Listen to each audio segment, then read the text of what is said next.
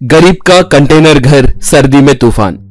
जामधाम नामक गांव बर्फीले पहाड़ों के बहुत करीब रहने के कारण वहां पर बहुत बर्फबारी होती रहती थी। उसके साथ साथ अगर वहां पर धूप ज्यादा आई तो बारिश भी बहुत गिरती थी। वहां पर किट्टू, उसकी पत्नी नीला, खुशी नाम की एक बेटी, उनके पास रहने के लिए एक घर भी नहीं रहने के कारण हाईवे के बगल में एक पुराने कंटेनर में जीते रहते थे।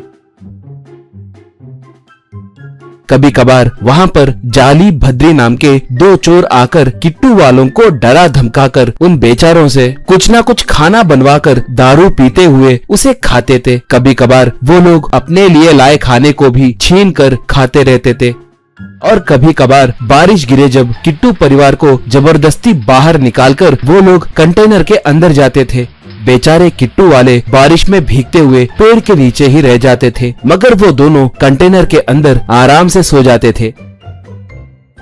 ऐसे थोड़े दिन बीतने के बाद एक बार एक पेड़ के नीचे सो रहे जाली से भद्री, अबे गधे कहीं के, मैं तुम्हारे लिए पूरे गांव में ढूंढ रहा हूँ, तो तुम यहाँ पर आराम से सो रहे हो क्या? कहा। जाली तब, नींद आए तो सोएंगे, नहीं तो क्या करेंगे। वैसे तुम क्यों आए? आज रात को 4 घरों में चोरी करने का प्लान डाले थे ना यार, इस बार हमारी पूरी जिंदगी सेटल हो जाएगी रे। कहा। भद्री तब, तेरा मुंह, सुना है कि वो पांडे का गैंग शहर में आ गया है। अगर वो आए तो हमारे लिए कुछ भी नहीं बचेगा, हम जल्दी किए तो अच्छा रहेगा। कहा। जाली तब, ऐसा क्या? जाने दो यार, हमारे लिए कोई ना कोई जरूर पैसे कमाया होगा ना, वो लोग गए जब देख लेंगे। कहा। भद्री तब, अरे भाई तू इतना आलसी क्यों है? छी, तुम्हारे भरोसे रहे तो मुझे किसी मंदिर के सामने बैठकर भीख मांगना पड़ेगा। उठो यार। कहा। फिर भी जाली उसकी परवाह किए बिना उस पेड़ के नीचे ही सोने लगा था। ऐसे रात भर सोकर बहुत देर के बाद उठा। अब भद्री से जाली,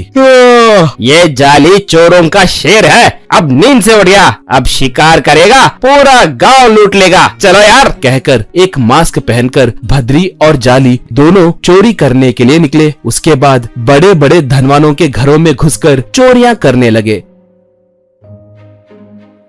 ऐसे वो लोग 4 घरों में चुराने के बाद अब उनके पास 2 बोरियां भर के पैसे और गहने थे। उसके बाद वो लोग उन बोरियों के साथ बाहर आते ही धीरे धीरे बारिश गिरना शुरू हुई। अब बारिश और तेजी से गिरने लगी। ऐसे वो लोग पैसे भीगेंगे सोचकर जल्दी जल्दी उस कंटेनर के पास भागे। वहाँ पर किट्टू वाले खाना बनाकर खाने लगे तो दोनों उन्हें धमकाकर उन पैसों को सुखाने लगे। उसके बाद किट्टू वालों का सारा खाना खा गए।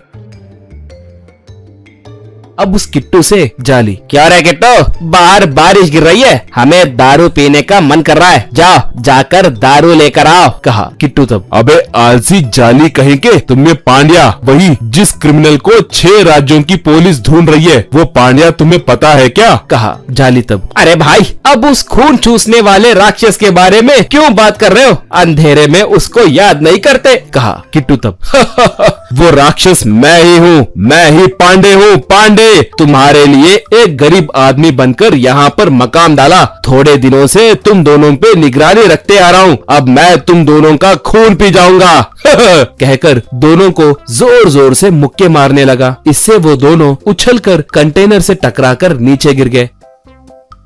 इससे जाली मारे डर के, भाई चलो भाई, यही पांडे है, बोल रहा है हमारा खून पी जाएगा, जान से नहीं छोड़ेगा, चलो भागो। कहकर दोनों वहाँ से भाग गए। ये सब देखकर लीला, ये क्या जी, आपने उनसे झूठ क्यों बोला? कल सुबह सच पता चले तो वो हमें मार देंगे। बोली। किट्टू तब, देखो चोरों के पास चोरी करना गलत नहीं है। हमारे जिंदगी को बदलने के लिए भगवान ने हमें अच्छा मौका दिया है। चलो बच्चों को और उन पैसों को लेकर भागेंगे, इस गांव में हमें नहीं रहना है। कहकर तीनों मिलकर बोरिया बिस्तर बांधकर वहाँ से भाग गए। अगले दिन जाली वाले किट्टू ने वो पांडे है कहकर झूठ बोला है करके पता चल के